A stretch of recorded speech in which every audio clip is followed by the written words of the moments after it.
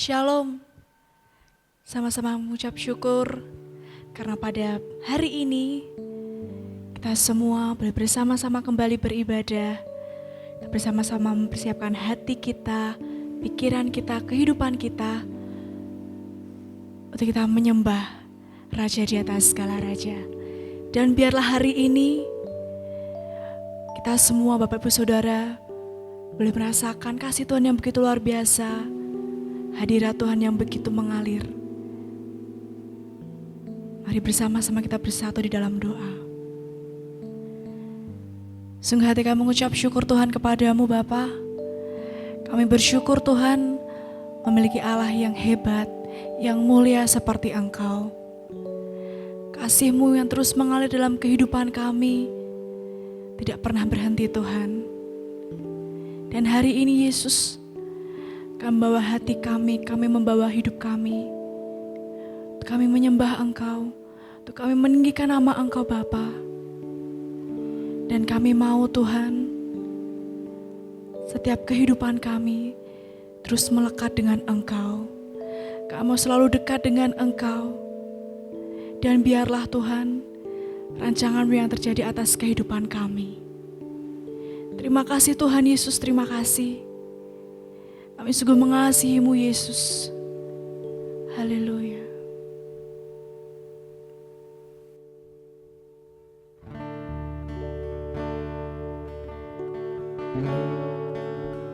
Kami mau Tuhan, sepanjang musim kehidupan kami mau terus dekat dengan Engkau.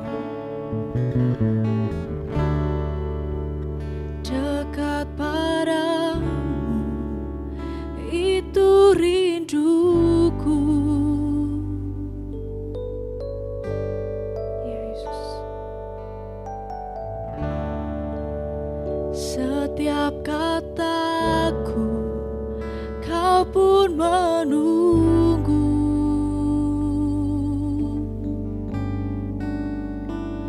Tak kusangka ku temukan satu kasih yang abadi. Kini ku datang dan ku bawa hidupku.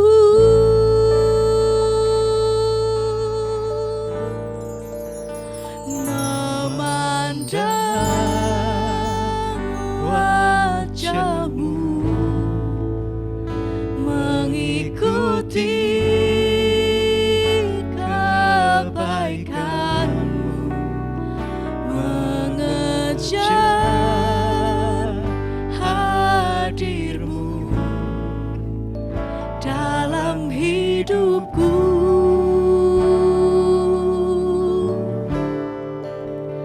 Membawa sembahku, menyatakan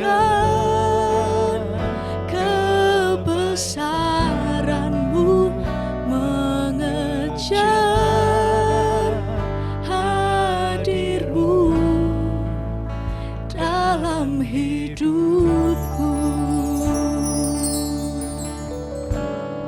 Bersama-sama dan kesungguhan hati katakan, dekat padamu, itu rinduku. Oh, oh. Setiap kataku, Kau pun menunggu.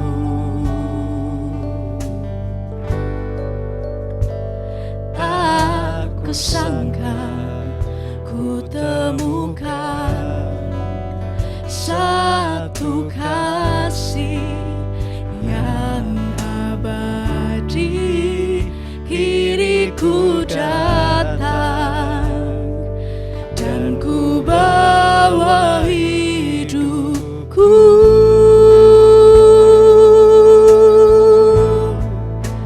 Memandang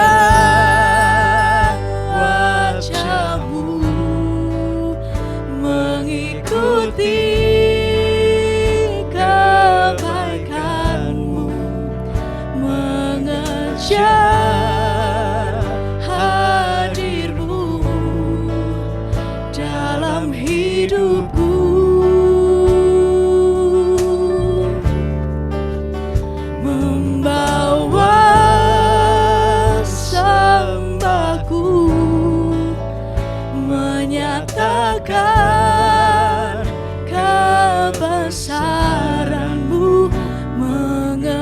mengejar hadir-Mu dalam hidupku, memandang wajah-Mu, mengikuti kebaikan-Mu, mengejar hadir-Mu dalam hidupku. Membawa sembahku, menyatakan kebesaran-Mu, mengejar hadir-Mu dalam hidupku, mengejar hadir-Mu dalam hidupku,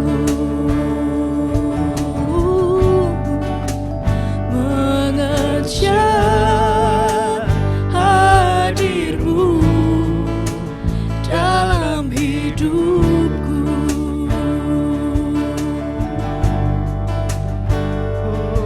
Kami mau terus mengejar hadir-Mu Tuhan dalam hidup kami Tuhan. Hanya Kau yang layak Tuhan Yesus. Dekat dengan-Mu, diam dalam hadirat-Mu, kami bersyukur Tuhan. Biar semua yang bernafas memuji-Mu Tuhan. Haleluya. Kami menyembah Kau ditinggikan, Yesus. Kau Kami dimuliakan, meninggikan Kau yang berkuasa Tuhan. Kami Hati mengagungkan kami Engkau. Tuhan, hidup kami Kami memuliakan Engkau Yesus Tuhan. dimuliakan Tiada Engkau, yang mustahil. ditinggikan Haleluya. Engkau, Tuhan kami. Terima kasih Tuhan Yesus. Haleluya. Ya. Memandang wajah-Mu, mengikuti kebaikan-Mu, mengejar hadir-Mu dalam hidupku. Kami mau sembah kami kepadamu Yesus, membawa sembahku, menyatakan kebesaran-Mu, mengejar hadir-Mu dalam hidupku. Kamu terus memandang wajah-Mu Yesus, memandang wajah-Mu, mengikuti kebaikan-Mu, mengejar hadir-Mu dalam hidupku.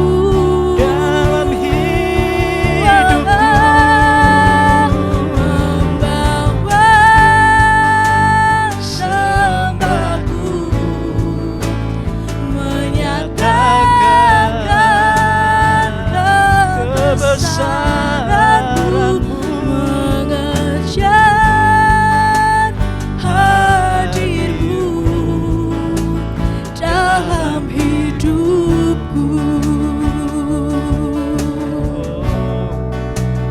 mengejar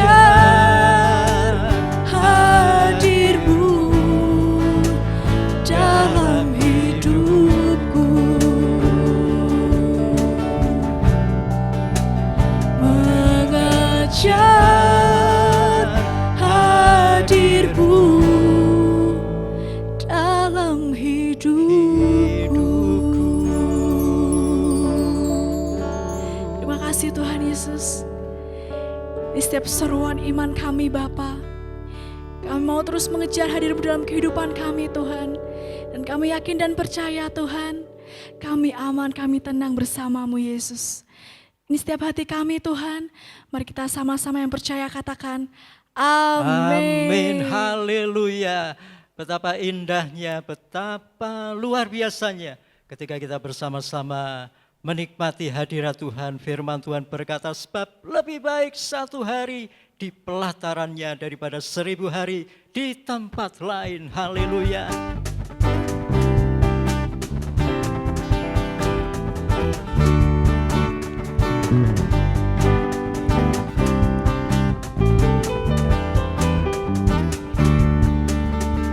Satu hal yang ku rindu,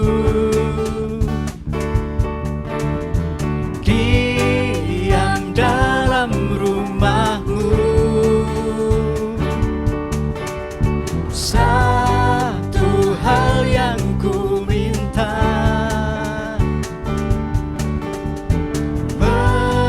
menikmati bait-Mu.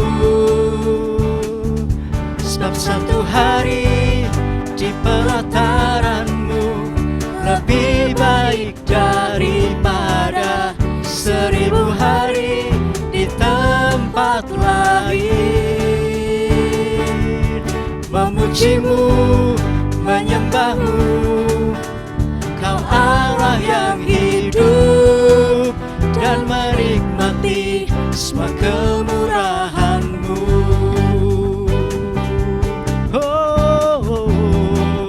Satu hal yang ku rindu, diam dalam rumah-Mu.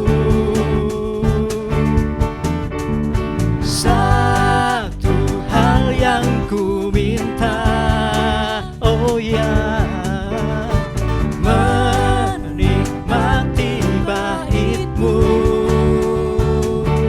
Sebab satu hari di pelataran-Mu lebih baik daripada 1000 hari di tempat lain.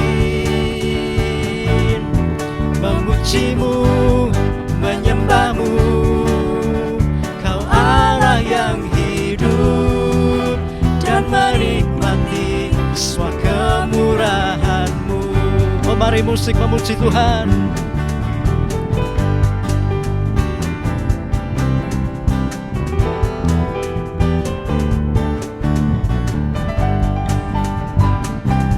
Katakan bersama-sama, sebab satu hari di pelataran-Mu lebih baik daripada 1000 hari di tempat lain. Sebab satu hari di pelataran-Mu lebih baik daripada 1000 hari di tempat lain.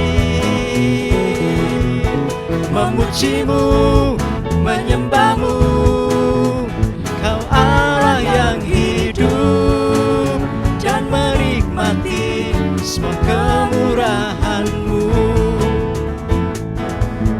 Memuji-Mu, menyembah-Mu, Kau Allah yang hidup, dan menikmati semua kemurahan-Mu.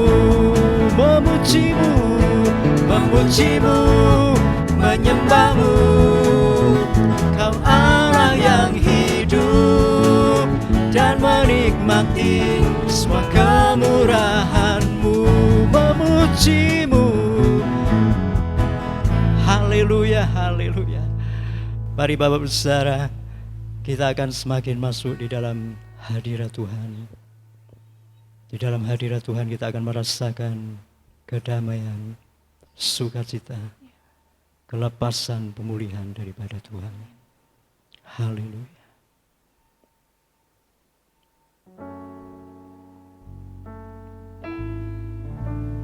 Kami bersama-sama mau masuk di dalam hadirat-Mu ya Tuhan. Untuk kami bukan saja menikmati hadirat-Mu, tapi kami mau mendengar suara-Mu, mengerti kehendak rencana-Mu.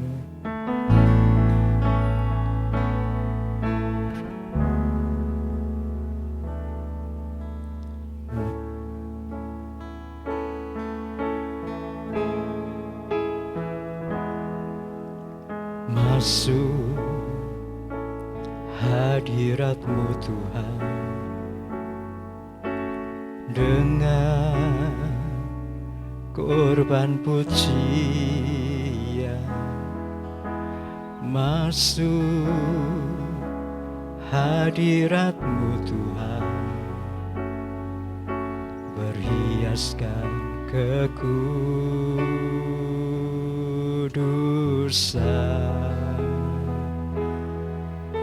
Di hadapan hadirat-Mu Tuhan, ku rasakan kedamaian. Di hadapan hadirat-Mu Tuhan, ku nampak keagungan.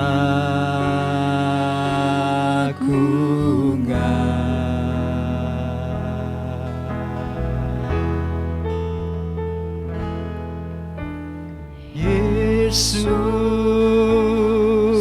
ku sembah Kau, sujud di hadapan-Mu. Keinginan dalam hidupku hanya untuk menyembah-Mu.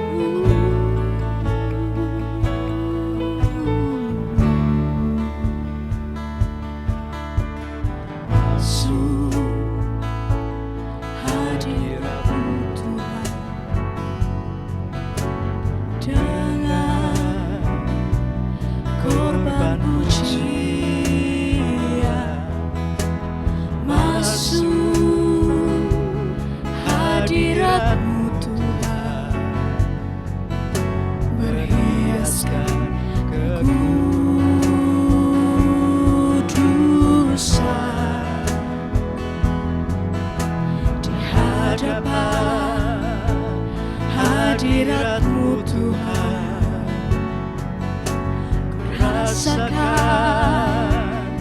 kedamaian.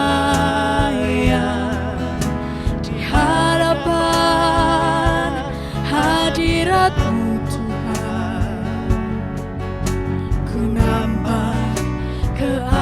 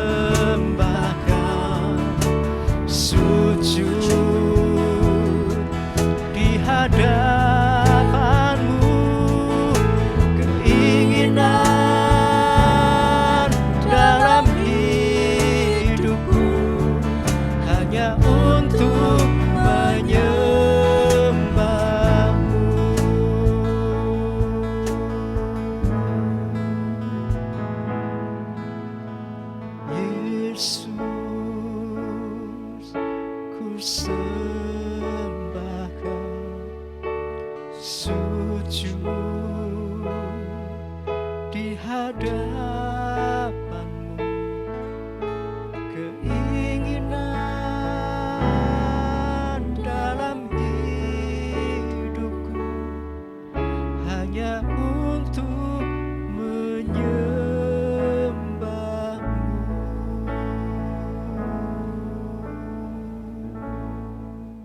Shalom Bapak Ibu, puji Tuhan, kembali kita boleh berjumpa tentunya dalam mengikuti ibadah lewat online. Kali ini saya akan melanjutkan tentang bagaimana kita bisa mengalami hidup dalam kerajaan Allah. Tentunya dengan syarat kita harus mengikuti hukum dan aturan yang sudah ditetapkan. Sama seperti yang sudah saya sampaikan tentang hukum utama, yaitu hukum kasih, baik kasih Tuhan, segenap hati, jiwa maupun segenap akal budi, juga mengasihi sesama seperti mengasihi diri sendiri. Dan kita sudah menyadari bahwa itu adalah syarat pokok atau syarat utama di dalam kita masuk suasana atau mengalami suasana kerajaan Allah seperti suasana di Taman Eden, ya. Saya sudah menggambarkan seperti apa kalau kita masuk ke sebuah taman yang indah, pasti hati lega, ada damai, sukacita, tenang, dan rasanya bebannya terangkat semua. Nah, itulah pentingnya kita untuk bisa mengalami suasana kerajaan Allah. Karena Tuhan mengatakan bahwa kerajaan Allah itu ada di antara kita. Artinya di antara orang percaya. Berarti ada yang alami, ada yang tidak. Nah, saya harapkan setiap kita mengalami, bukan hanya tahu, tapi mengalami bagaimana indahnya suasana kehidupan di dalam kerajaan Allah. Oleh sebab itu, mari kita akan belajar kali ini yang terakhir, yaitu mengalami kerajaan Allah bagian kelima. Ya, tentunya kita sebelum belajar bersama, kita mohon pertolongan bimbingan Roh Kudus terlebih dahulu. Mari kita berdoa. Bapa Surgawi, terima kasih kami kembali boleh mengikuti ibadah online. Tentunya kami mau belajar lebih jauh lagi apa yang menjadi kehendak rencana Allah dalam kehidupan kami sebagai anak-anak-Mu. Lewat memahami bagaimana mengalami kehidupan dalam kerajaan Allah. Kami rindu mengalami, oleh sebab itu tolong kami untuk memperhatikan, merenungkan, dan tentunya dengan pertolongan Roh Kudus, kami mampu melakukan apa yang menjadi kehendak Allah dalam hidup kami. Sehingga akhirnya kami bukan hanya tahu, tapi mengalami suasana kerajaan Allah selama kami ada di dalam dunia ini. Oleh sebab itu, tolong kami ya Roh Kudus, bimbing kami, dan bawa kami untuk masuk dan mengalami sungguh-sungguh suasana hidup dalam kerajaan Allah. Di dalam nama Tuhan Yesus kami ucap syukur dan mohonkan doa ini. Amin. Baik Bapak Ibu, kali ini kita akan melihat suasana kerajaan Allah bagian yang kelima. Nah, kita harus melihat bagaimana Tuhan merencanakan suasana kehidupan di tanah Kanaan di era perjanjian lama. Nah, di dalam era perjanjian lama, Tuhan itu sudah menetapkan dan mengajarkan prinsip hidup dalam kerajaan Allah kali ini, yaitu dalam hidup berkat kelimpahan. Ya, nanti kalau Tuhan izinkan, saya akan melanjutkan bahwa kekayaan itu memang Alkitab membahas. Cuma bagaimana memanfaatkan kekayaan itu yang harus kita pelajari. Ya, kalau Tuhan izinkan maka akan saya melanjutkan setelah ini, yaitu prinsip kekayaan, hidup dalam kekayaan, prinsip di dalam kerajaan Allah seperti apa. Jadi kita akan melanjut lagi ya, karena di era pandemi ini pasti setiap kita membutuhkan penghasilan yang Tuhan janjikan supaya kita ngalaminya bagaimana, maka kita akan melihat prinsip-prinsip mendapatkan atau menerima kekayaan sebagai warga kerajaan Allah. Nah, kali ini kita akan membahas hukum dan aturan yang Tuhan tetapkan supaya kita mengalami berkat kelimpahan sebagai warga kerajaan Allah. Nah, Alkitab sudah memberikan gambaran dalam era Perjanjian Lama. Saya sengaja selalu membandingkan Perjanjian Lama dan era Perjanjian Baru itu tujuannya bahwa Tuhan itu punya prinsip yang tidak pernah berubah. Ya, sejak pertama memanggil bangsa Israel sebagai umat pilihan Allah, sebagai prototip bagaimana cinta kasih Tuhan dan bagaimana hukum yang Allah tetapkan melalui bangsa Israel. Nah, di era Perjanjian Baru ini kita kualitasnya lebih unggul karena kita bukan sebagai umat saja, tapi sebagai anak-anak Allah, Son of Living God. Nah, itulah sebabnya kita harus belajar ini prinsip hukum dan aturan. Kita bisa mengalami hidup dalam berkat kelimpahan sebagai warga kerajaan Allah. Nah, di dalam era Perjanjian Lama, Tuhan itu menetapkan ketika bangsa Israel masuk tanah perjanjian, maka di dalam Yosua pasal 1 ayat 3 dan 4 itu menjelaskan, setiap tempat yang kamu injak akan kuberikan padamu. Gambarannya itu. Nah, nanti akan saya jelaskan di dalam era Perjanjian Baru. Artinya setiap pekerjaan yang kita kerjakan, tentunya yang tidak bertentangan dengan firman Tuhan dong, ya. Setiap apa yang kita kerjakan dibuat Tuhan berhasil. Nah, ini konsepnya sama yang tertulis dengan Ulangan pasal 28 ayat 13, ya, tapi saya mau memberikan gambaran di sini karena ada ayat yang keempat itu yang perlu kita perhatikan. Ada dua prinsip. Jadi melangkahkan kaki bertindak dalam usaha pekerjaan itu sesuai hukum Tuhan, barulah kita akan menikmati atau mengalami atau memiliki berkat kelimpahan yang Tuhan janjikan, yaitu taat aturan atau hukum di dalam menikmati, mengelola kelimpahan, berkat kelimpahan secara materi. Ya.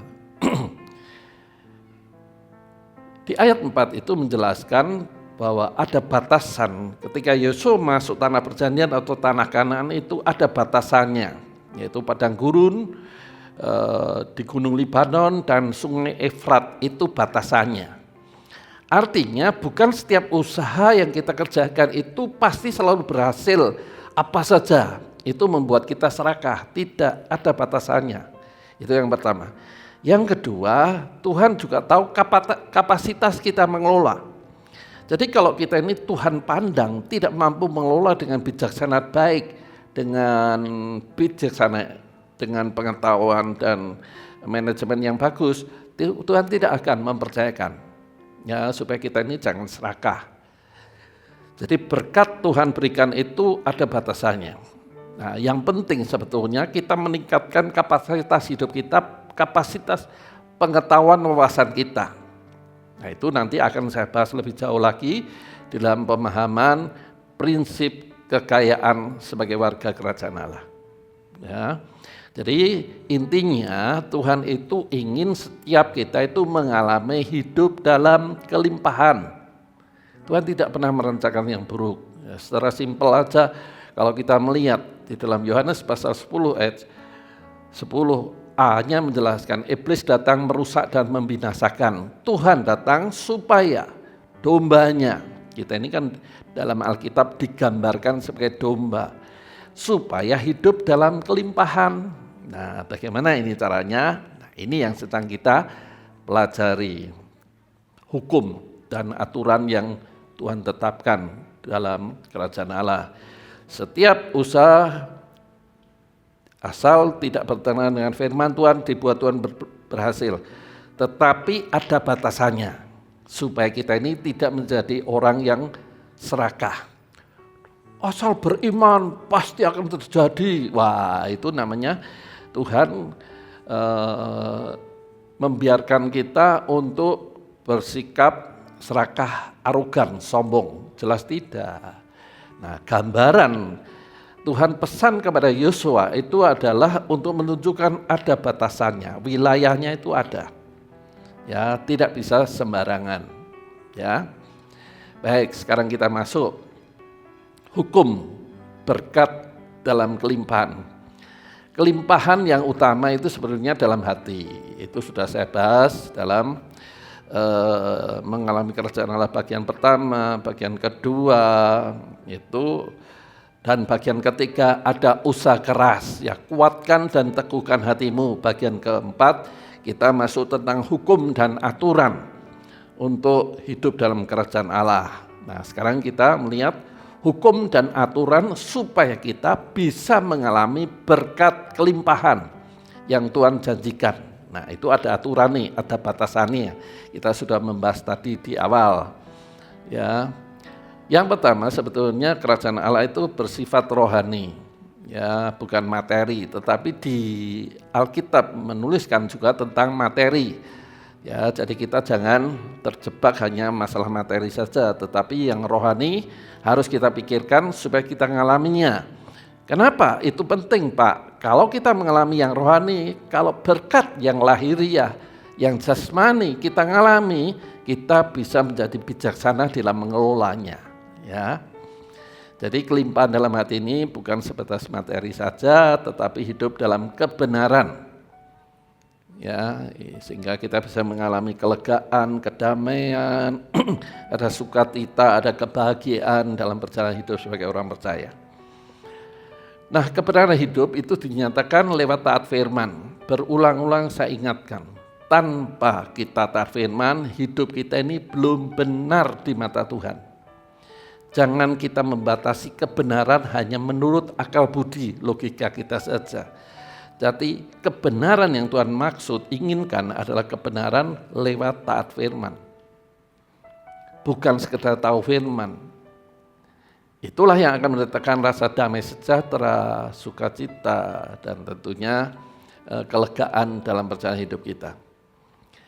Nah, kebenaran ini penting sebagai landasan utama karena itu akan memberikan kita ini pengetahuan dan hikmat. Kalau kita ini punya pengetahuan, prinsip Alkitab yang Tuhan mau dalam kita mengelola kekayaan yang Tuhan berikan atau percayakan, kita jadi punya hikmat. Bagaimana kekayaan, kelimpahan yang Tuhan berikan ini bisa kita manfaatkan, tentunya kita kembalikan bagi kemuliaan nama Tuhan. Tidak hanya untuk memuaskan keinginan daging kita. Nah, kalau kita belum beres rohaninya, pasti sombong, pamer gitu ya. Contoh sederhana aja lah. Jadi kalau HP ada keluaran baru, kita punya uang, inden. Jadi di rumah atau punya HP sampai 4. Jadi kalau pria itu ada saku 4, depan 2, belakang 2, 1 di depan. Jadi 5 di bawah. Kalau bunyi bareng. Nah, Tuhan tidak akan membuat umatnya itu menjadi seorang yang arogan, serakah, tidak mungkin. Itulah sebabnya dasar pertama rohaninya harus tumbuh dulu, sehingga bisa mengelola kekayaan yang Tuhan percaya itu dengan bijaksana. HP itu penting, sekarang itu salah satu sarana, bukan hanya komunikasi, bisa untuk sarana bisnis, menerima pesanan, mengirim pesanan, menerima jawaban dan mengirim jawaban, tetapi HP ini juga bermanfaat menjadi sarana untuk mengajar, mendidik lewat HP. Jadi HP ini penting, tapi tidak bisa kita ini selalu mengikuti perkembangan kebutuhan, bukan karena kebutuhan, tapi ingin memuaskan keinginan. Punya uang kok, siapa yang melarang? Uang-uangnya sendiri. Nah, itulah sebabnya Tuhan tidak mau memberkati secara berkelimpahan kalau kitanya konsep cara pandang hidupnya belum benar. Jadi dibenarkan dulu konsep cara pandang di dalam menggunakan kekayaan itu bagaimana maka kita bisa mendapatkan hikmat dan menggunakan kekayaan itu bijaksana. Ya. Nah, kebenaran hidup ini memang tidak mudah, ya. Kenapa? Bayar harganya. Ada proses pengeratan daging, proses merubah konsep, paradigma, merubah pengaruh falsafah dunia, itu tidak mudah. Itulah sebabnya di dalam perjalanan hidup ini kita diizinkan Tuhan mengalami proses atau pencobaan. Nah, tujuannya adalah satu, supaya kita ini memiliki wawasan konsep sebagai warga kerajaan Allah. Jadi izinkan Tuhan mengalami ujian pencobaan supaya kita dewasa rohani. Maka Alkitab mengatakan pencobaan-pencobaan yang kamu alami itu tidak seberapa. Dan di saat itu juga Tuhan sudah memberikan solusi atau jalan keluarnya.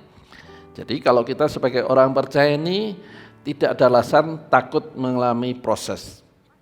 Justru proses itu baik untuk membuat kita dewasa, berwawasan, membuat kita berhikmat, membuat kita bijaksana dalam misalnya mengelola usaha, kemudian dalam menjalani kehidupan, kan bagaimana kita nih berelasi dengan sesama kita. Ya, kalau kita tidak mengalami, ya jelas kita tidak akan menjadi orang yang bijaksana. Ya. Nah, sekarang kita masuk lebih jauh lagi. Hukum kelimpahan lahiriah, materi, keuangan, kebutuhan hidup dan aset bertambah. Ini penting. Ya. Jadi kenapa aset itu tidak bertambah? Aset itu harta kekayaan. Kenapa tidak bertambah? Karena tidak menggunakan prinsip yang Tuhan tetapkan. Ya. Tuhan mengajarkan, yang pertama, Tuhan itu mengajarkan untuk memberikan perpuluhan. Ya, kenapa prinsip itu dilakukan? Karena 12 suku Israel itu, satu suku namanya suku Lewi itu tidak boleh berusaha dan tidak memiliki warisan tanah sawah ladang. Nah, maka yang 11 suku ini harus berusaha dan 10%, 10 bagian hasil sawah ladang, kambing, domba, ternaknya itu diberikan pada suku Lewi. Suku Lewi itu menerima berkat untuk kehidupan keluarganya. Memang suku Lewi itu mendapatkan tanah, jadi setiap kota di bangsa Israel pada masa Yosua itu sudah ditetapkan setiap kota ini ada satu wilayah tanah diberikan kepada suku Lewi. Nah, tetapi soal penghasilan itu didapatkan dari penghasilan 11 suku yang lain. Kita melihat dulu ya prinsipnya itu. Jadi prinsip persepuluhan itu diberikan supaya suku Lewi itu bisa menerima pendapatan dari pemberian 11 suku yang lain. Nah, ini pegang dulu. Jadi Tuhan itu adil. Ya, suku Lewi fokus untuk melayani pekerjaan Tuhan, ibadah, menyembelih kambing domba persembahan, mengangkat, menata, tata cara, mempersiapkan pemain pujian dan seterusnya. Itu semua dikelola oleh suku Lewi. Tetapi 11 suku yang lain diberi sawah ladang, dikelola. Tetapi penghasilan pertama itu adalah untuk Tuhan, kemudian penghasilan selanjutnya 10% dari penghasilannya diserahkan untuk kehidupan suku Lewi. Itu dipegang dulu.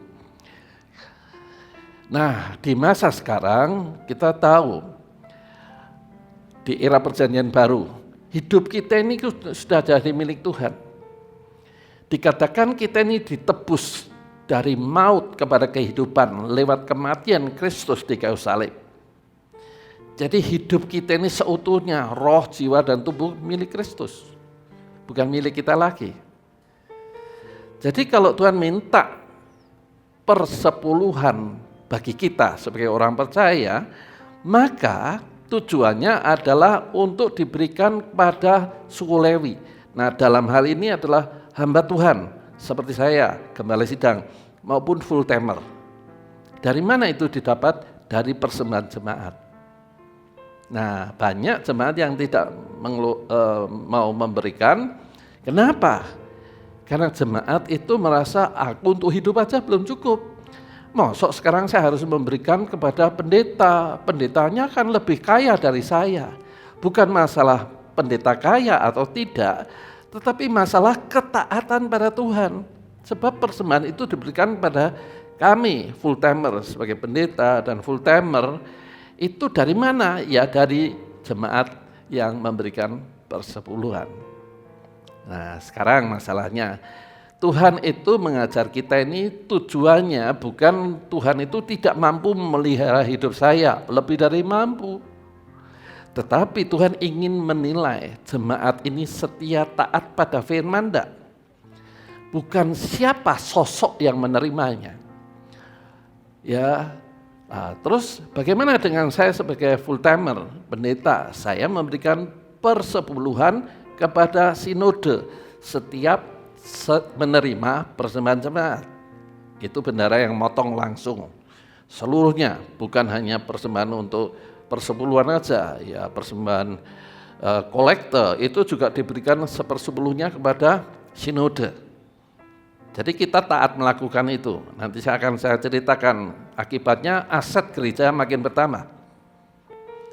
Nah, demikian pula kita ini kalau suka memberikan persepuluhan tidak dengan alasan macam-macam, jadi seolah memberi itu kepada manusianya, sedangkan perintah Tuhan itu diberikan pada personilnya, tujuannya untuk taat. Nah, banyak orang kan enggak, pendeta suka urusan perpuluhan. Betul, memang betul kalau kita melihat berdasarkan logika dan fakta, karena saya diberkati Tuhan. Tetapi masalahnya Anda butuh berkat enggak? Ya butuh dong Pak. Nah, kalau Anda tidak mengembalikan persepuluhan, maka yang 90% Anda tidak bisa menikmati. Maleakhi 3 ayat 10 menjelaskan. Ya, jadi taat aja. Nah, sekarang kan alasan itu banyak. Saya itu kan pendeta biasa kan selalu dapat keluhan, bukan jemaat kita ya, jemaat lain mengatakan, Pak, sebetulnya perpuluhan itu masih berlaku enggak di zaman perjanjian baru? Nah, dalam perjanjian baru saya tanya, masih ada enggak full timer atau orang Lewi? Ya masih. Dari mana mereka mendapatkan penghidupan? Kalau tidak dari persembahan. Wah, tapi full timer itu kaya-kaya Pak. Saya aja belum punya sepeda motor. Full timer ini sudah punya sepeda motor. Nah, itu kan pertanyaan klasik yang aneh. Nah, masalahnya sebetulnya Tuhan itu melihat ketaatan kita. Kalau kita setia memberikan persepuluhan dalam susah payah kita atau keterbatasan penghasilan kita, Tuhan baru akan meningkatkan pelipat gandaan. Di samping menikmati, ada pelipat gandaan. Nah, tentunya itu nanti akan saya jelaskan. Seperti apa Pak? Akan saya jelaskan berdasarkan firman Tuhan. Jadi banyak orang tidak setia dan taat. Masalahnya di situ. Sehingga apa yang Tuhan janjikan, dia tidak nikmati. Sudah penghasilannya terbatas, tidak setia mengembalikan persepuluhan, maka penghasilan yang 90% yang tidak dikembalikan atau bahkan 100% itu tidak bisa dinikmati. Akibatnya apa? Hutang. Karena tidak cukup kehidupannya. Masa Tuhan tidak tahu? Tahu. Masa Tuhan peduli? Peduli. Cuma Tuhan menunggu langkah pertama, taat enggak? Taat mengembalikan milik Tuhan enggak? Nah, saya ngomong gini ini dengan tenangnya karena 20 tahun yang lalu sejak saya menggembalakan di sini, uang itu 1 sen pun perpuluhan tidak saya pegang. Nah, akibatnya dari awal saya memberitakan menggembalakan di sini itu sampai hari ini meningkatnya berpuluh kali lipat. Kenapa? Karena jemaat menyadari mengembalikan dan tahu yang mengelola bukan saya pribadi, ya, sehingga ada bendaranya, sehingga akhirnya penghasilan atau pendapatan jemaat secara umum kan saya tahu, ya, saya tahu ini penghasilan jemaat dari persembahan yang dikelola oleh bendara kita, dan saya tahu itu penghasilan jemaat per bulan kira-kira berapa, saya tahu, ya, saya bersyukur. Artinya firman itu ya dan amin. Yang taat mengembalikan makin diberkati Tuhan dan bisa menikmati. Ya. Jadi kalau prinsip ini tidak dilakukan dari awal, dari mana mungkin dia bisa menabur? Perpuluhan itu kan haknya Tuhan. Cuma hanya Tuhan berikan pada full timer atau suku Lewi. Jadi kalau orang yang dipercaya Tuhan ini tidak mendapatkan persembahan persepuluhan jemaat, Tuhan bisa memberkati dengan cara lain. Ya, transfer bank ke rekening saya pribadi, itu kan cara Tuhan untuk memberkati saya. Ya, karena jemaat tidak mengembalikan persepuluhan, tetapi bukan berarti saya menuduh jemaat tidak mengembalikan persepuluhan. Enggak, saya ini kan tadi sudah awal mengatakan jemaat kita ini diberkati meningkat berpuluh-puluh kali. Saya hanya menjelaskan ini supaya jemaat punya pemahaman yang sama. Seandainya ada gereja lain yang tanya kepada jemaat, jemaat bisa menjawab. Jadi persepuluhan itu berlaku sepanjang masa, karena sepanjang masa ada pelayanan pekerjaan Tuhan. Nah, pelayanan pekerjaan Tuhan itu dari mana mereka dapat penghasilan kalau bukan dari persembahan jemaat? Dalam hal ini adalah persepuluhan. Jadi persepuluhan itu adalah mengembalikan hak yang Tuhan minta. Jadi bukan membawa korban. Jadi seolah kalau mengembalikan persepuluhan itu cuma sedang berkorban. Tidak, itu kayak bayar utang. Nanti lihat kita ayatnya ada ya. Jadi sudah punya gambaran ya. Jadi persepuluhan itu memang dimulai di zaman umat atau bangsa Israel ya, karena bangsa Israel ada 12 suku. 11 ini dapat tanah untuk dikelola menghasilkan sawah ladang, kambing domba lembunya. Kemudian 10% dipersembahkan untuk dibagikan kepada suku Lewi. Di masa sekarang sama sebetulnya. Persepuluhan itu perintah Tuhan mengembalikan yang Tuhan minta. Jadi belum memberikan persembahan sebetulnya. Baru mengembalikan apa yang Tuhan minta. Jadi kalau belum mengembalikan, utang kan sama Tuhan.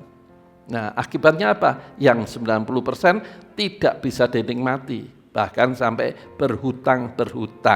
Masalahnya di sini kuncinya.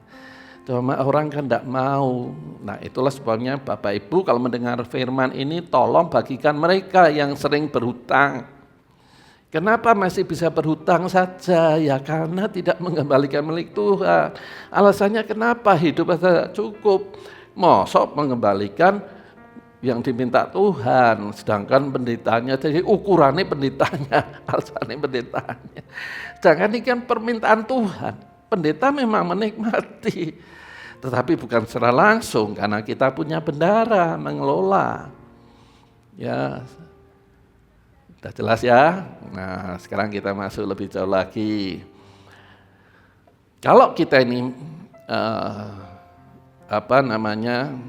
mengembalikan apa yang menjadi milik Tuhan atau haknya Tuhan dan diberikan kembali kepada full timernya atau suku Lewinya, maka Tuhan yang membentengi yang 90%.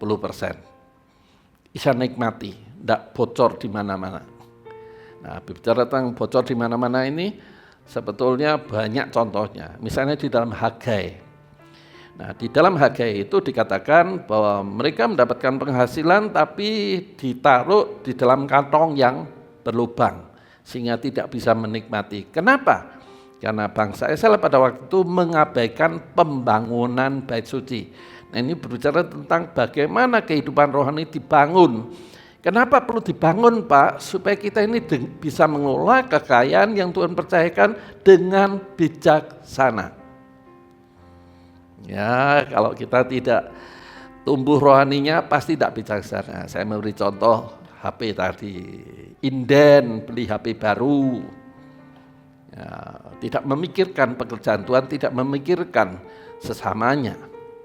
Ya, itu berarti kan rohani tidak tumbuh. Jadi berbicara tentang Hagai itu berbicara tentang rohani harus dibangun dulu. Setelah rohani dibangun, penghasilan itu tidak akan bocor kemana-mana. Tuhan yang membentengi. Kalau dalam Maliaki dikatakan tidak ada belang pelahap pengerip yang bisa makan. Ya. Artinya tidak ada kebocoran, bisa nikmati. Ya, saya tidak memberi ilustrasi contoh yang lain sebab sensitif dalam hal ini. Ya, tapi intinya itu Tuhan menjamin untuk menghardik belalang pelahap. Bocornya tidak tahu di mana. Yang kedua, Tuhan menjamin kita bisa menikmatinya. Menikmati dalam pengertian apa? Kalau tubuhnya sehat kan nikmati. Jadi pengertian menikmati ini jangan dibatasi hanya soal materi. Menikmati dengan tubuh sehat. Ya puji Tuhan, saya sehat bisa makan apa saja, tidak dibatasi, tapi tidak ngawur. Ya, punya bijaksana. Boleh makan apa saja, tapi tidak ngawur. Artinya kan itu berkat Tuhan. Perhatikan, Alkitab itu luar biasa. Pengkhotbah pasal 6 ayat 1 dan 2. Pengkhotbah itu kan isinya sia-sia. Nah di pengkhotbah pasal 6-nya menjelaskan sia-sialah orang memiliki harta kekayaan berlimpah-limpah, tapi Tuhan tidak izinkan menikmati. Sia-sia kan?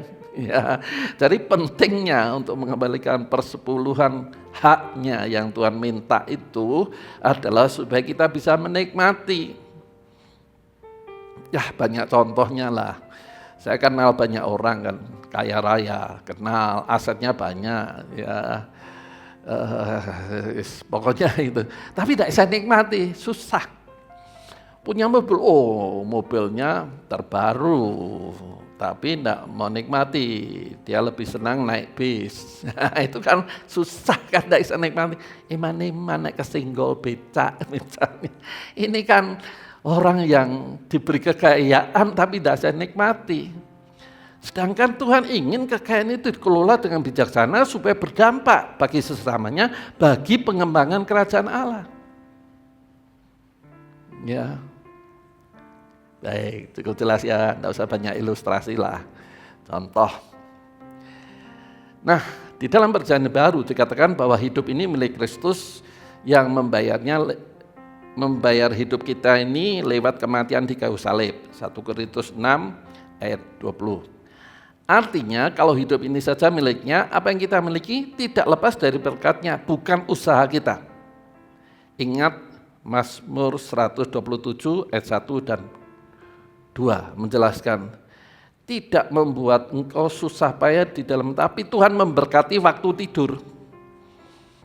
Jadi waktu tidur kita istirahat itu Tuhan sudah merencanakan berkat untuk esok harinya. Nah itu ditulis dalam Pengkhotbah 3 ayat Ratapan 3 ayat 22 yang menjelaskan bahwa Tuhan selalu memberikan berkat selalu baru tiap hari. Jadi kita ini bangun pagi itu sudah disediakan berkat Tuhan. Nah berkat itu disediakan dan diberikan enggak? Nah, tergantung kita mengembalikan milik Tuhan enggak. Kalau enggak ya tidak diberikan, dipending, ditunda. Nek itu berkat yang selama ini belum diberikan karena kami tidak setia mengembalikan persepuluhan, Tuhan sedang pending atau ditumpuk. Ya, itu berita gembiranya. Apa Pak dasar ayatnya? Ada. Alkitab ini luar biasa sekali. Ya, dalam 2 Raja-Raja pasal 8 itu menjelaskan tentang janda yang disuruh Elia untuk keluar dari Israel karena Israel waktu itu sedang mengalami penghukuman. Nah, sawah ladang yang dimiliki itu dikelola oleh masyarakat sekitarnya dan hasilnya itu tidak pernah disetorke sama pemilik sawah ladangnya. Nah, ketika datang maka Gehazi ditanya, sedang cerita pada raja Israel pada waktu itu, dan raja Israel ketika ngomong ada janda laporan bahwa sawah ladangnya dijarah oleh masyarakat. Maka Gehazi melihat, lah ini yang saya ceritakan raja, yang saya katakan janda yang diberkati oleh Elia, tadi saya mengatakan Elisa ya, Elia. Nah ini yang saya ceritakan, ya anaknya mati, kemudian saya disuruh pergi tapi untuk tumpang tongkat tapi tidak sembuh, akhirnya berangkat sendiri dan menyembuhkan anaknya. Ini yang saya maksudkan. Terus Raja tanya sama janda, mengatakan, kenapa ini raja tanah sawah ladang saya banyak itu sudah dijarah hasil panenannya, tidak distorkan saya, dinikmati mereka masing-masing. Raja perintahkan kepada tentara untuk seluruh penghasilan selama dia pergi mengungsi serahkan. Jelas kan? Jadi hak janda ini tidak hilang. Artinya kalau kita ini mau mengembalikan persepuluhan, hak kita yang selama belum mengembalikan itu dikembalikan Tuhan. Ada ayatnya kan? Ya, saya susah ngomong tentang ini, tapi harus ngomong. Sekali lagi, bukan saya terima persepuluhan dikelola bendara kita Pak Yusa. Jadi saya ngomong ini dengan tenang, santai aja.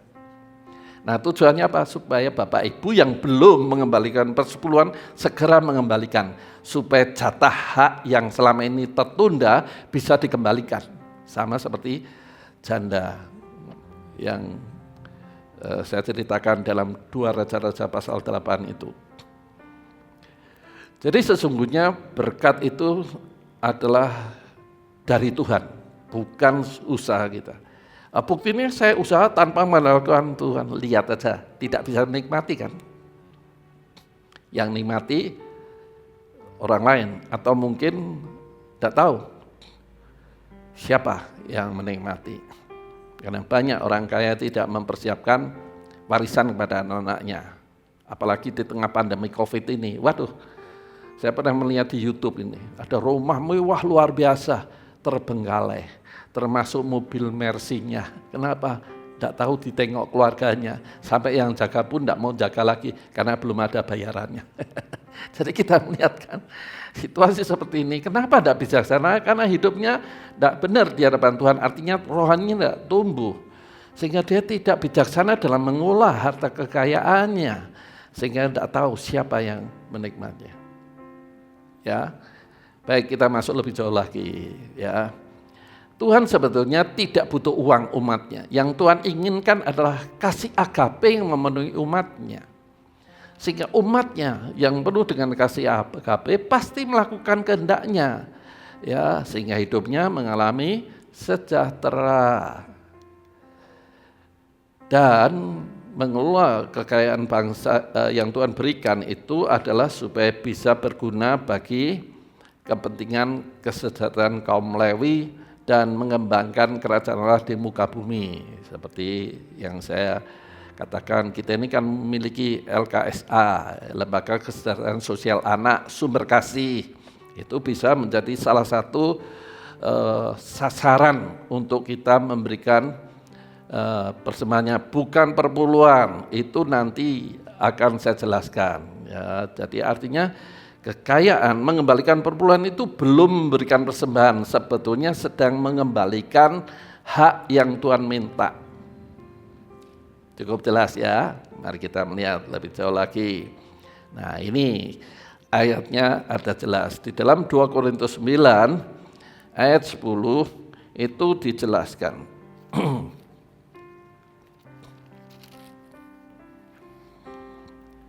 Ya, di sini sudah tertulis, ia yang menyediakan benih bagi penabur dan roti untuk dimakan.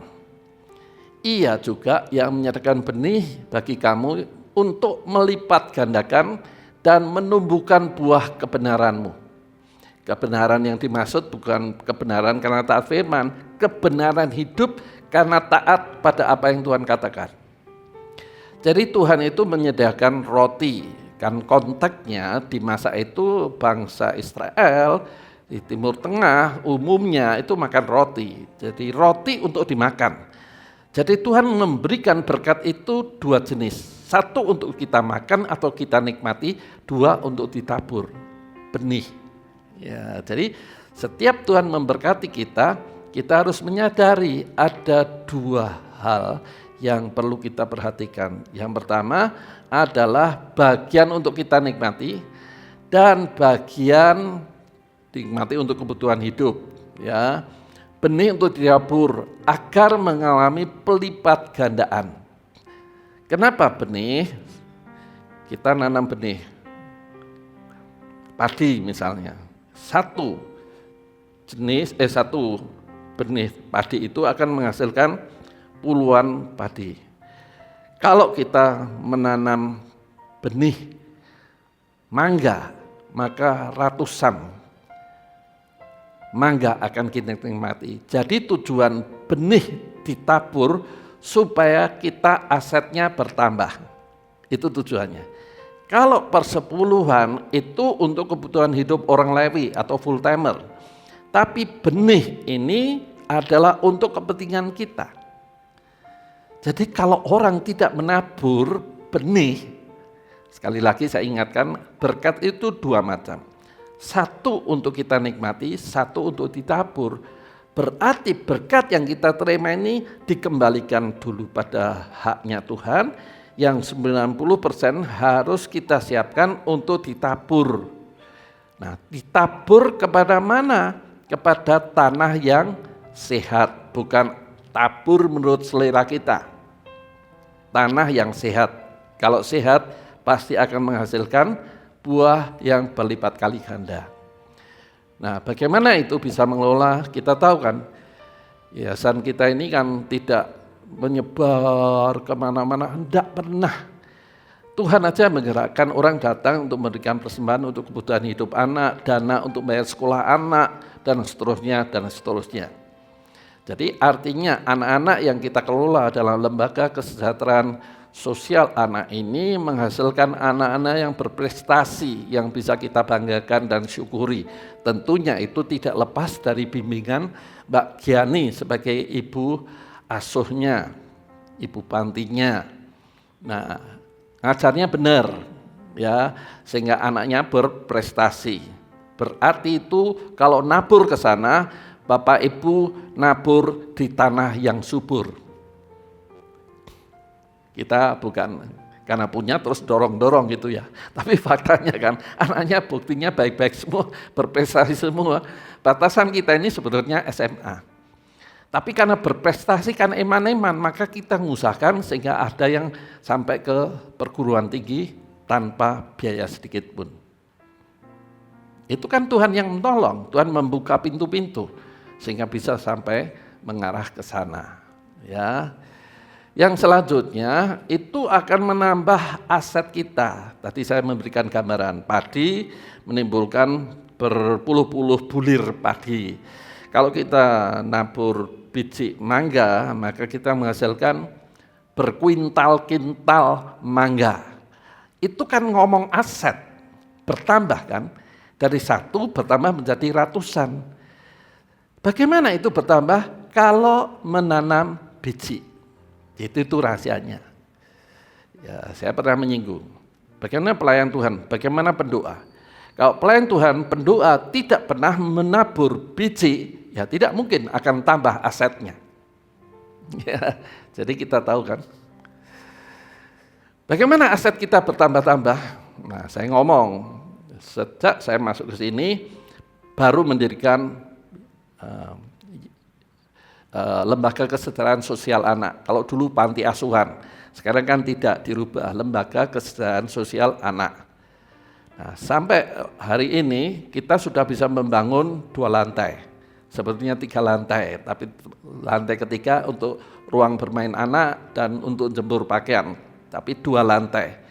Dari situ kita melihat asetnya bertambah, nilainya tinggi. Nah, puji Tuhan, kita juga membangun rumah sebelah, ya sudah berkali-kali mau membeli, tidak ada, akhirnya bisa membeli. Setelah membeli, kita bisa membangun sama 2 lantai. Itu artinya gereja memiliki aset kan, asetnya bertambah-tambah.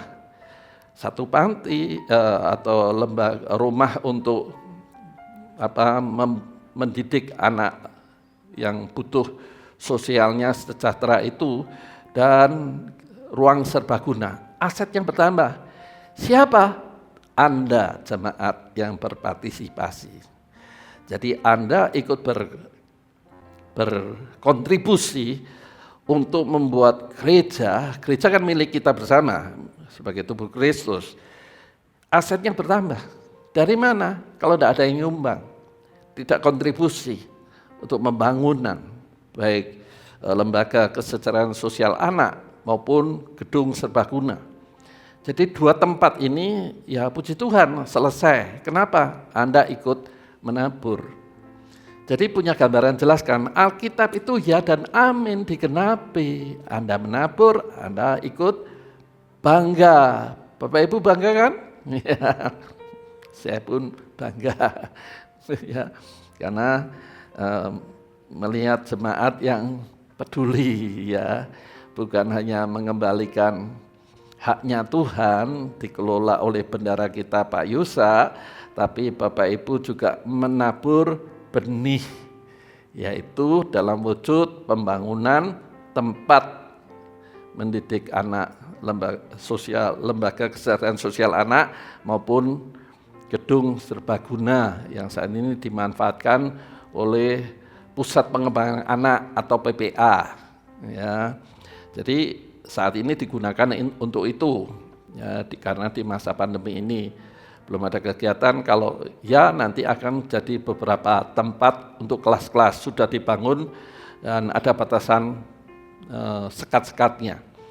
Itu artinya jemaat itu sudah menabur benih. Amin. Ya, asetnya mau ditambah enggak? Ya mau dong Pak. Bijinya juga ditabur lebih luas. Jadi bijinya kalau mau buah yang bertambah-tambah, ya tandur lagi, tabur lagi benihnya.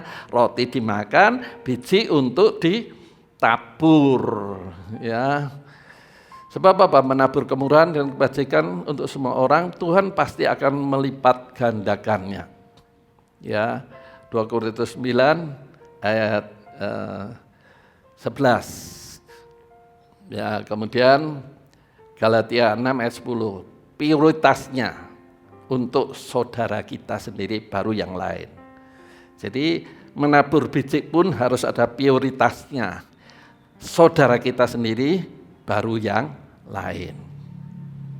Ya, jadi kita tahu tentang bagaimana prinsip hidup dalam kelimpahan itu. Yang pertama, mengembalikan hak yang Tuhan tetapkan. Yang kedua, kita menabur benih. Itu yang disebut persembahan. Ya. Nah, sekarang kita harus melihat ada hukum lain berkaitan dengan kelimpahan, yaitu hukum bayar utang. Lukas 16 ayat 12. Dan jikalau kamu tidak setia dalam harta orang lain, siapakah yang akan menyerahkan hartamu sendiri? Jadi utang harus bayar, tidak boleh ngelali. Ya, ada banyak kisah dalam hal ini. Ya, hamba Tuhan, saya tidak sebutkan. Ya, hamba Tuhan ini dulunya pelayan pekerjaan Tuhan sebagai worship leader. Kemudian mengalami kegoncangan persoalan, akhirnya sungguh-sungguh pada Tuhan. Nah, ketika sungguh-sungguh pada Tuhan, dia menjadi hamba Tuhan.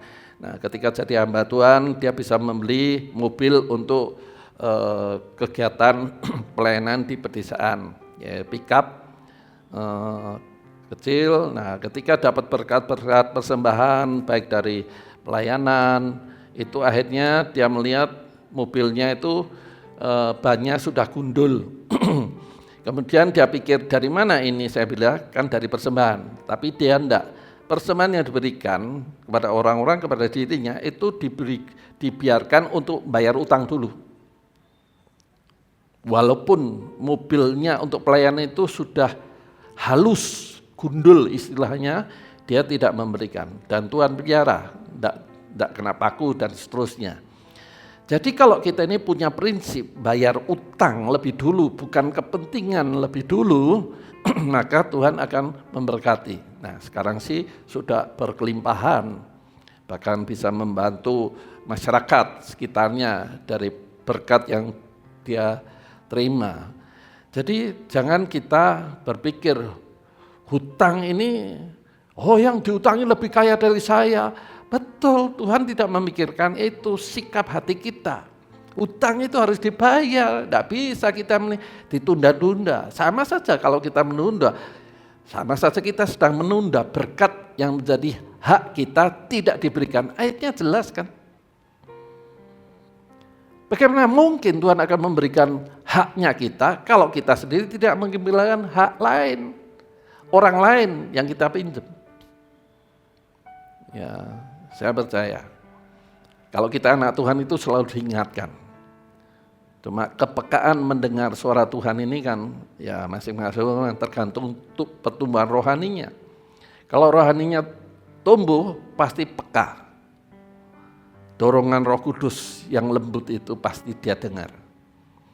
Jadi konsep ini harus kita betul-betul pegang kalau mau menikmati berkat kelimpahan yang Tuhan janjikan.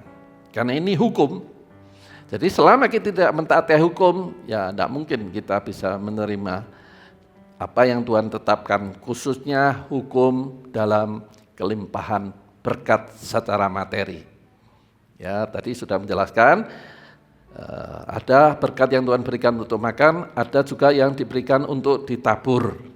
Puji Tuhan, Bapak Ibu sudah menabur, tingkatkan terus. Perhatikan ya, lembaga kesejahteraan sosial anak sudah dibangun 2 lantai ya. Rumah serbaguna juga sudah dibangun 2 lantai, puji Tuhan. Nah, kalau kita sudah terbiasa menabur, pasti ingin menabur yang lain. Nah, banyak.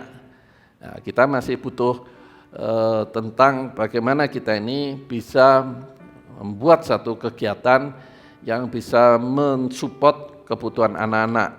Ya, saya sudah berulang-ulang melatih, cuma belum mau melangkah. Anak-anak supaya kita ini di tengah pandemi ini punya solusi bagaimana ini bisa buat usaha, pekerjaan, dilatih dulu, di-training dulu. Setelah itu dikasih modal untuk mengusahakan usaha itu. Nah, ini kan butuh dana. Trainingnya kan harus pembicara dari luar yang punya kapasitas, kemampuan untuk mentraining anak-anak muda remaja kita. Setelah mereka melaksanakan, ya kita pasti akan melatih bagaimana cara pinjam bank. Nah, bank itu bisa memberikan pinjaman asal kita menunjukkan bagaimana pola bisnis kita, bagaimana pengelola keuangan kita, bagaimana peluang bisnisnya, saingannya seperti apa, bank kan tanya. Nah, ini kan perlu dikasih tahu. Setelah itu baru bisa pinjam uang. Kalau enggak, bank enggak mungkin akan meminjami. Ya, jadi itu adalah salah satu solusi memperhatikan kesejahteraan jemaat, memikirkan masa depan mereka, kehidupan mereka. Tidak ada cara lain. Nah, seperti itu kan butuh dana. Ya, sembako misalnya di tengah pandemi ini kesulitan ekonomi. Nah, sembako sudah secara rutin sebelum ada pandemi kita lakukan. Tetapi di tengah pandemi ini maka kita butuh dana untuk memberikan sembako bukan hanya kepada jemaat, karena jemaat diberkati semua, maka orang lain, tetangga, masyarakat yang sedang mengalami kesulitan ekonomi. Nah, kita butuh pendanaan untuk membagikan sembako. Jadi masih ada peluang untuk menabur benih. Ya, tidak dibatasi aset yang sudah bertambah di dalam gereja kita. Karena selama kita hidup, Tuhan pasti akan memberkati kita terus. Nah, ketika kita diberkati dan rohani kita tumbuh, pasti kita tidak mau egois, hanya memikirkan diri sendiri. Karena menyadari satu saat kita akan dimintai bertanggung jawab. Aku memberkati kau untuk apa? Ya, jadi kita harus bisa mengelola dengan bijaksana. Sebab semua berkat itu datangnya dari Tuhan. Amsal 10 ayat 22 menjelaskan, susah payah tidak membuat engkau kaya, berkat Tuhanlah. Jadi hukum yang Tuhan tetapkan, hutang harus bayar dulu. Kalau tidak, harta yang menjadi hak kita tidak diberikan Tuhan. Nah, konsep ini jelas diajarkan oleh Nabi Elia kepada janda-janda janda-janda nabi-nabi kecil ya, atau orang Lewi lah gampangannya. Maka pada waktu itu suaminya meninggal, maka istri anak-anaknya ngeluh sama Nabi Elia. Nabi Elia mengatakan kumpulkan botol Jangan dibatasi. Maka mereka pergi sambil dengan menggerutu, butuh uang, suruh ngumpulkan botol kosong. Akhirnya yang setengah hati ngumpulkannya kan tidak banyak. Yang dengan antusias pasti ngumpulkan botol banyak. Nah, yang ngumpulkan setengah hati, botolnya sedikit dituangkan, setelah penuh semua, tidak ada botolnya, maka berhenti berkatnya. Tapi yang mengumpulkan botol banyak, mengisikan itu dengan botol banyak. Maka Nabi mengatakan, juallah minyak itu untuk bayar hutang, selebihnya untuk kamu makan. Jadi konsep bayar hutang itu sudah Tuhan tetapkan sejak perjanjian lama. Bukan hanya tertulis dalam Lukas 16 ayat 12 ini, bayar hutang, baru Tuhan bisa suruh kita menikmati sisanya. Bukan dinikmati sendiri sampai lupa bayar hutang. Tidak ada itu konsep Alkitab seperti itu. Jelaskan ayatnya itu. Jadi hiduplah yang jujur dan berkenan, Tuhan baru memberikan kuasa menikmati harta yang dimilikinya. Filipi 4 ayat 12. Rasul Paulus mengatakan, aku bisa menikmati susah, payah dan kelimpahan. Jadi Rasul Paulus pun menikmati kelimpahan. Jangan dipikir ya memang meninggalnya susah. Ya, tetapi sebetulnya dia juga menikmati kelimpahan karena dia suka menabur. Ya, jadi kalau kita mau hidup berkenan, mari kita menyadari bahwa berkat yang kita terima itu semuanya berasal dari Tuhan. Kembalikan haknya Tuhan dan selebihnya tabur ya kepada tempat yang subur tanahnya. Ya, jangan sembarangan. Ya, kesimpulannya, hidup dalam kerajaannya dengan taat hukum-hukumnya akan membawa hidup sejahtera dan berkat kelimpahan. Amin. Nah, lakukan itu. Inilah hukum, khususnya dalam berkat kelimpahan. Kembalikan milik Tuhan, baru kamu menikmati sisanya.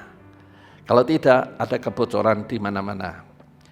Yang kedua, kalau berhutang, kembalikan hutangmu. Ya, baru Tuhan akan mengembalikan hak yang kita miliki. Itulah konsep kerajaan Allah. Kiranya kebenaran ini boleh mendorong, memberkati, dan jangan banyak mengeluh. Jangan melihat ke belakang, tapi arahkan ke depan. Konsep hidup ini adalah arahkan pandanganmu ke depan. Jangan ke belakang.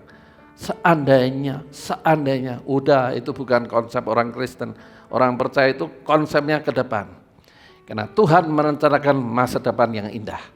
Masa depan yang indah bukan kecelakaan. Itu akan dinikmati kalau kita hidupnya berkenan. Amin.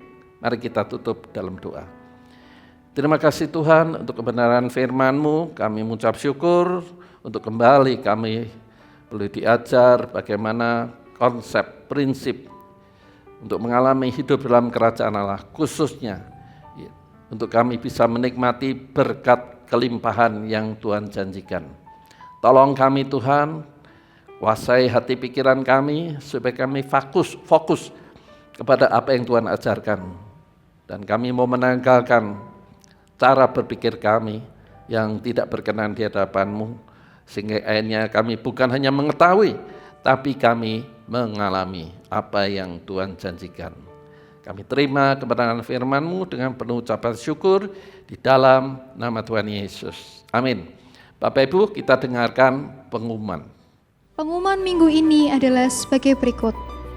Pada masa siaga COVID-19, mari saudara tetap menjaga kesehatan. Kita terus membangun kehidupan rohani secara pribadi, maupun bersama keluarga di rumah masing-masing. Tetaplah berdoa untuk keluarga, gereja, kota, bangsa, dan negara kita. Meskipun ibadah kita laksanakan secara online, mari tetap memberikan persembahan seperti ketika kita beribadah setiap minggu di gereja.